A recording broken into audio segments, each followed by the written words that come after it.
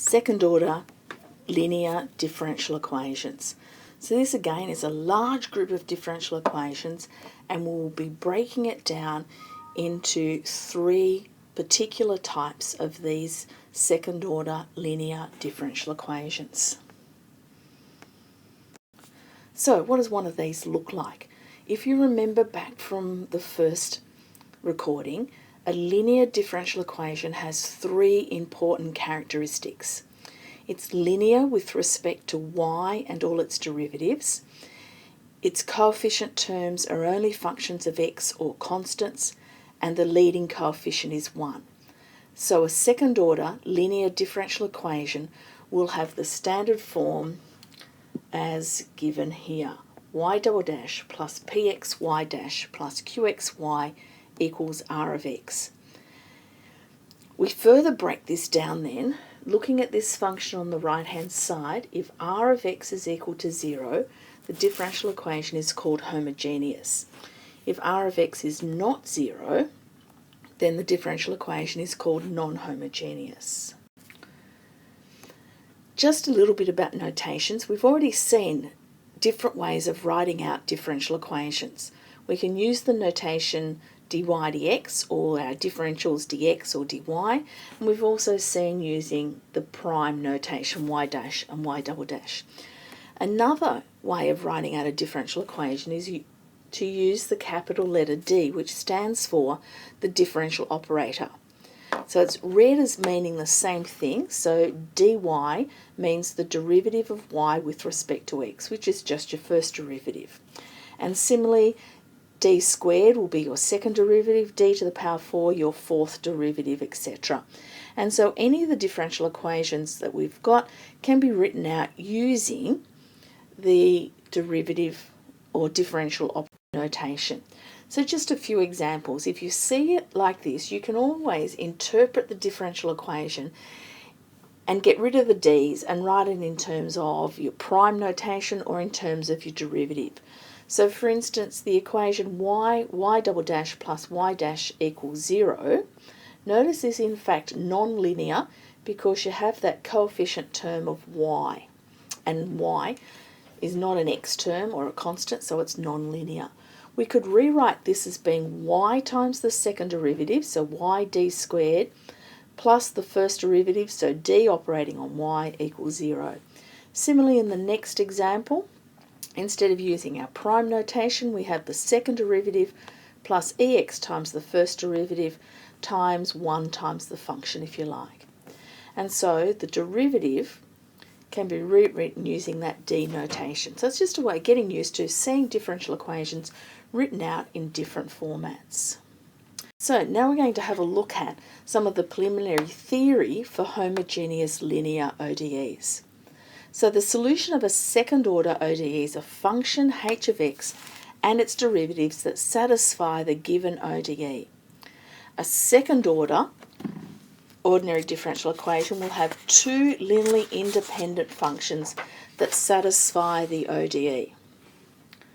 So we'll call these ones y1 and y2. And these functions are said to form the basis of the solution to the given second order ODE. In fact, it can be shown that any linear combination of y1 and y2, i.e. c1 times y1 plus c2 times y2, will also be a solution. And so we can end up with what we call our general solution for a second order differential equation. Note we'll have in fact two unknown constants this time round. So an example of that is to say, okay, to verify that y1 equals cos x and y2 equals sin x are solutions of the homogeneous linear ODE y double dash plus y equals 0. So remember, to verify a function being a solution, it has to obey the differential equation. So we differentiate, find the first derivative, find the second derivative, substitute it into the equation, and see we end up with the answer on the right hand side. And the same thing for the function y equals sin x. So both these functions are solutions of the given ODE. In fact, that we could verify that any linear combination of these two functions is also a solution. So the general solution is given as the sum of those two. So y of x would be c1 cos x plus c2 sin x. Now let's have a look at breaking these second order linear ODEs down even further. So the first case we're going to consider are the homogeneous cases where your right hand side is equal to 0. And we're also going to break it down further that we're going to specify what our coefficient terms are. So our coefficient terms are going to be constants. So your standard form, remember this is what you're looking at each time that you come across a differential equation, that you've got to work on what is the standard form of that differential equation. So how do we work out a solution? Well, a lot of the times we look at these things in terms of let's take a guess at what we think an answer might be. Well, it's not a stab in the dark type guess, but it's a guess. Okay, let's consider what a first order with constant coefficients looks like. We could solve this using the methods we used last week to obtain that our solution becomes an exponential function. So the question is this a legitimate function then as a solution for the second order as well? So if a function is a solution, it has to fit the differential equation. So take the function y equals e to the lambda x, find its first derivative, find its second derivative, and substitute in that standard form. And we see what we end up with is actually a quadratic equation. In this line here, we've got e to the lambda x times lambda squared plus a lambda plus b equals 0. So either e to the lambda x equals 0 or the term in the bracket equals 0. And since your exponential is never 0, we end up with this quadratic term here, lambda squared plus a lambda plus b equals 0. So this quadratic equation is very important in solving your differential equation. So in solving your differential equation, we look at this quadratic equation. It's called the characteristic equation, and you know a quadratic equation will have two solutions. So we can have three different cases for these solutions. So the first case is where both lambda 1 and lambda 2 are real and different, or two real distinct roots. And so we'll find out previously where did that lambda come from? It was coming from the fact that we said a solution was e to the lambda x. So if we've got two values for lambda, we can have one solution is y1 equals e to the lambda 1x, and y2 is e to the lambda 2x. And so our general solution will be y equals c1 e to the lambda 1x plus c2 e to the lambda 2x. The second case is where both lambda 1 and lambda 2 are equal. That's when you get that the left-hand side being a perfect square. This only gives us one solution, y equals e to the lambda x. But a second order differential equation has two functions in its solution. And it can be shown, if you want to know where it comes from, have a look at the textbook, that if you repeat a root, you multiply by x. So your second solution will be y2 x e to the lambda x. And so the general solution is y of x equals c1 e to the lambda x plus c2 x e to the lambda x. And then the third case is if your roots are complex. And so our two functions, our complex root will be lambda equals lambda equals alpha plus I beta and lambda equals alpha minus I beta.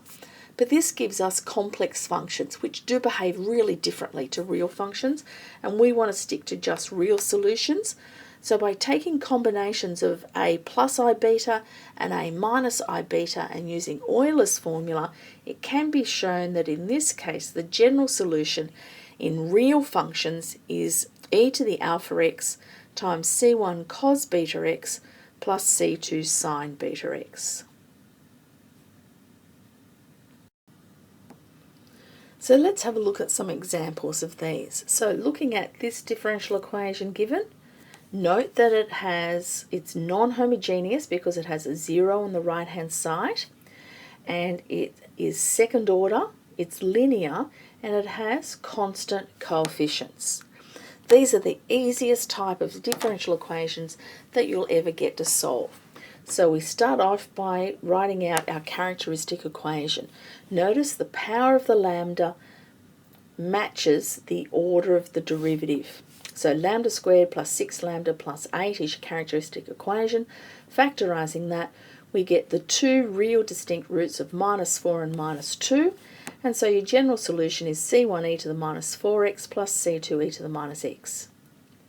Doesn't matter which order you write these two in, because c1 and c2 are just two unknown constants. Okay, have a look at the next equation. Again, recognising the type as being second order, linear, homogeneous with constant coefficients. So your characteristic equation, lambda squared minus 10 lambda plus 25 equals 0. The left-hand side is a perfect square. And notice I've written here, just to remind you that you actually have two roots, but they're both the same, so it's 5 and 5. So our answer will be y of x equals c1e to the 5x plus c2xe to the 5x.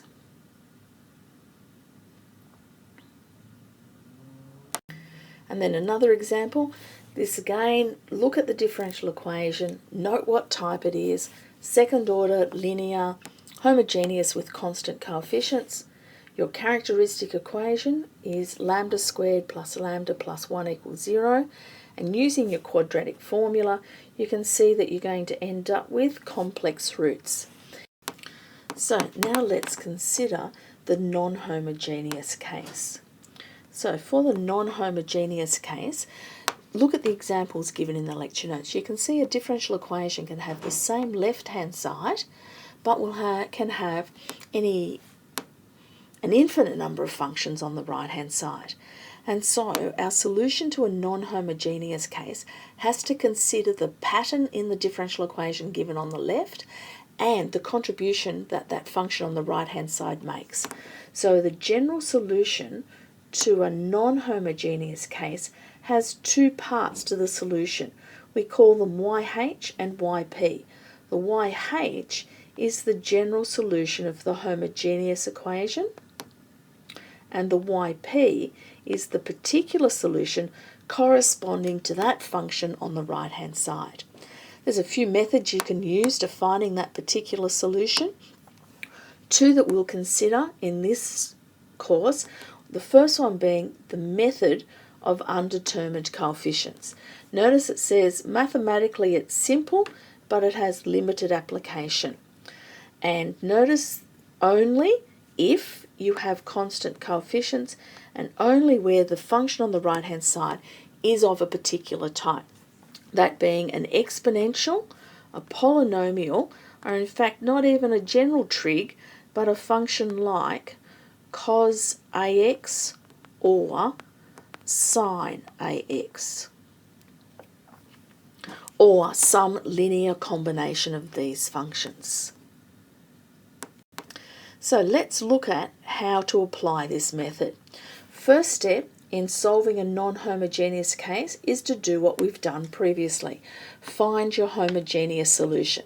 So remember, that's finding your characteristic equation, finding your values for lambda, and getting functions in terms of e to the lambda x in your solution.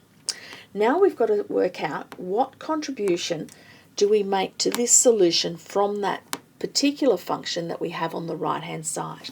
So we look at the function that we have on the right-hand side, the r of x. If r of x, for instance, is a linear polynomial like 2x plus 1, well, we'd say yp has to be like that, so we'd call it ax plus b. If it's quadratic, it would be ax squared plus bx plus c, etc.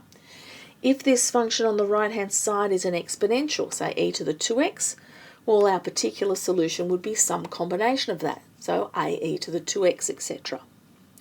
If we have a cos x on the right-hand side, our particular solution could be a cos x, or it may have a contribution of a sin x function as well, because when you differentiate cos x, you get sin x, etc. And so what we do, we take a guess at what we're going to choose for our particular solution, find its derivatives, substitute into the ODE, and find those unknown constants. There's just a couple of modifications. If your choice for YP is already in the homogeneous solution, it's called a repeated solution. What do we do when we repeat a solution? We multiply by x.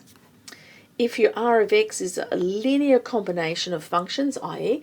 its functions added or subtracted, we then add or subtract these choices for the corresponding terms in YP.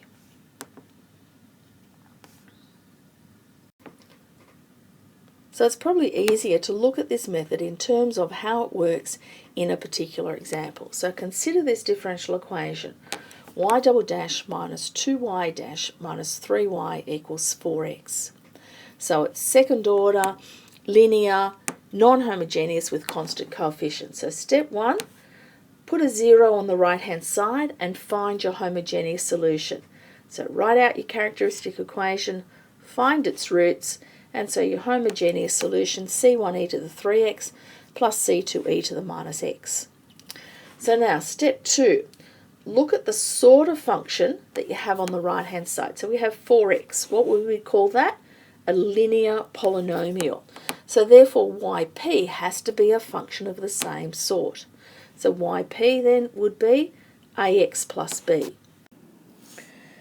For the working out that follows, this expression here for yp should be written as bx plus a, and then the following working out then makes sense because we differentiate it to get b, differentiate it again to get 0, substitute into our differential equation, and we end up with this equation here. So equating coefficients gives us minus 3b equals 4, so b is minus 4 on 3, and then your constant terms will be minus 2b minus 3a equals 0 to give a equals 8 on 9. So our particular solution, minus 4x on 3 plus 8 on 9, and adding it to our homogeneous solution gives us our full solution.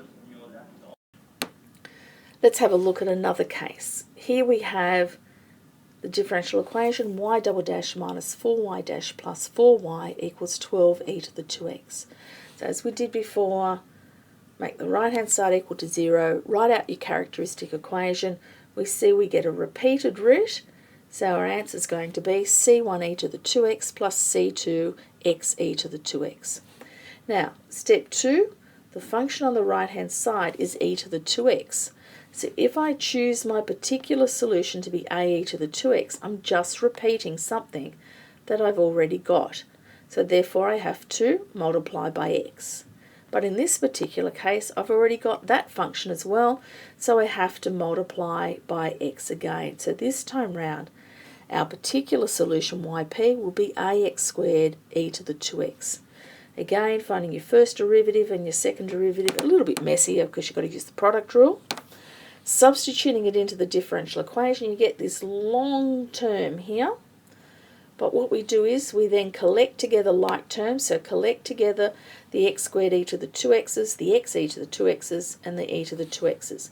Notice this first bracket here cancels out to 0. That bracket cancels out to 0. So equating your coefficients, 12a will be equal to 2a will be equal to 12. So a is 6. So your particular solution is 6x squared e to the 2x, giving us our general solution of c1e to the 2x plus c2x e to the 2x plus 6x squared e to the 2x. So an application. Why study second order homogeneous differential equations with constant coefficients? One of the applications we look at is a mass on a spring. So a mass on a spring, not going into the physics of it all, you can have a look at that in a textbook if you want to follow through, for an undamped system. So we're looking at an ideal system where there's no damping happening and the only force acting is the force of the mass on the spring, and so we can show that the position of the mass at any time is given by this second order differential equation, my double dash plus ky equals 0, where m is the mass on the spring and k is the spring constant, always given in the question. If an external force F of t acts on this system, well then the differential equation becomes non-homogeneous, my double dash plus ky equals F of t. If we have friction acting or if there's other energy loss, the ODE becomes this here. Now you don't have to prove where these things come from, you just have to use them. There's a little bit of explanation in the expanded lecture notes, but all we're giving here are examples of second order linear differential equations with constant coefficients. So let's have a look at an example. A mass of 2 kilograms is suspended from a spring with a known spring constant of 10 newtons per metre and allowed to come to rest. It is then set in motion by giving it an initial velocity of 150 centimetres per second. Find an expression for the displacement y, assuming no air resistance. So what are we given? It's a 2 kilogram mass, so m is 2, your spring constant is 10. Now it says it's allowed to come to rest. So rest position, your initial starting position is 0. So y naught equals 0. Its initial velocity is 150 centimetres per second. A velocity is the change of position, so that's y dash. So y dash naught is 150 centimetres per second. But noting I've got a centimetre and a metre, so changing this to metres, it would be 1.5 metres per second. So substituting in your differential equation, remember the standard was my double dash plus ky equals 0. So m is 2, k is 10. Solving this using your characteristic equation, as we've done before, you can show that the solution will be, so this is going to give us y, writing out your characteristic equation, it would be lambda squared plus 5 equals 0, which gives me lambda squared equals minus 5, so lambda equals square root of 5i, so thus you get the solution y equals a cos root 5t plus b sine root 5t. Now we are given initial conditions for this question, so we substitute them in. Y naught equals 0, and so t is 0, y 0 gives us a being 0. So we get this equation here, y equals b sine root 5t. So the second initial condition is for y dash, so we have to differentiate this equation, substitute in t being 0, y being 1.5, and it gives b approximately equal to that. So we end up with y equals 0.6708 sine root 5t.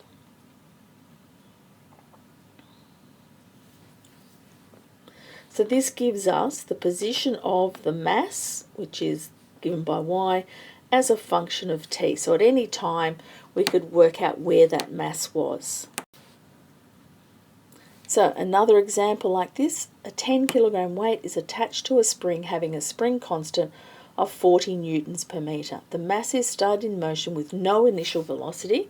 So looking at our conditions given, so now we have to put in our initial conditions. So initially the mass started 50 centimetres below the above the equilibrium, so we get our negative minus 0.5, and it started from rest, so y dash equals 0.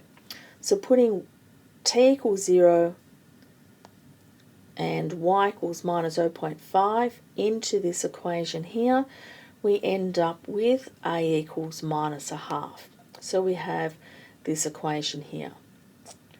Sorry, not that equation. So we end up with a being minus a half. So we could say that this a becomes minus a half. And so you'd have your equation y equals minus a half cos 2t plus b sine 2t plus 10 on 3 sine t. So our second initial condition is given in terms of y dash. So I have to differentiate this equation to give me y dash to be this equation here. Substituting in t being 0 and y being 0 gives you b equals minus 5 on 3. So we end up with the equation y of t is minus a half cos 2t minus 5 on 3 sine 2t plus 10 on 3 sine t, which gives you the position of the mass y as a function of time. The other application for second order with constant coefficients are electric circuits.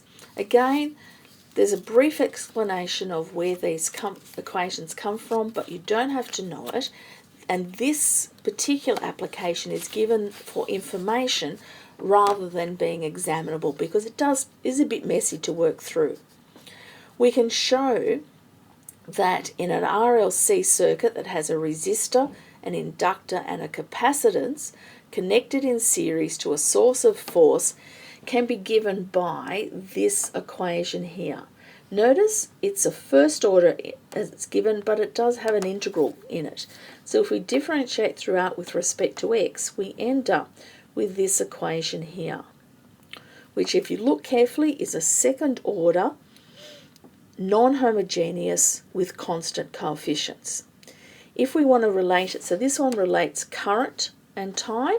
If we want to relate our charge Q on the capacitor, we end up with the following equation in terms of our charge also being a function of time. So looking at an example of this, in real terms you're not going to probably be solving these things from scratch each time. And so they can set up that these will have a particular solution as a cos omega t plus b sine omega t. And working through the process, it can be established that our two coefficients a and b are given by these terms here. Your r is given in the question, your e naught is given in the question, and your s is given by this formula here. And so these things are worked out using formulas rather than looking at them from scratch each time. So looking at an example, and as it says, this is an example not examinable because you're going to get all tied up in evaluating out your constants. So starting with this given equation, which is given to you don't have to remember it, but just to here, the source of voltage has been left out. So this should read E of t equals 155 sine 377t. And so therefore, in the question, looking at this equation, the L is 0.1, the R is 100, the C is 10 to the minus 3, and your E naught omega cos omega t, so this gives me my omega as being 377, and your E naught is 155, so 155 times 377 is where those numbers come from. So solving the homogeneous case to start with, using your quadratic formula, you get these decimal answers, but it's okay to correct them to the nearest whole number. And so we end up with I being e to the minus 10t plus c2 e to the minus 990t plus our particular solution. And as shown on the previous slide, it can be seen that that particular solution will be of this format, because we have a cos t on that right-hand side. We work out our A and our B using the formulas, so finding your S and using these two formulas here gives us a value for A and B. So what we end up with is this solution given here. So you can see it contains your homogeneous solution plus the particular solution. The only thing now remains to do is to find the value for C1 and C2 by putting in your initial conditions. So the first one, I0 equals 0, so T is 0, I is 0, gives you this equation for C1 and C2. Now the second initial condition telling you that you had a 0 charge also can be shown. That means I dash 0 equals 0. So we have to differentiate this equation here, substitute in the value I0 equals 0, and so you end up with a second equation relating C1 and C2. So solving these two equations simultaneously will give you the values for C1 and C2. And so you end up with this equation here as the equation that relates current as a function of time. And you can see the numbers we're dealing with are messy. They're not nice, neat, whole numbers. There's another example like this in the tutorial questions. You can follow through it. But as I said, it's not going to be examinable. It's there for information that an RLC circuit is an example of a second order linear, non-homogeneous ODE with constant coefficients.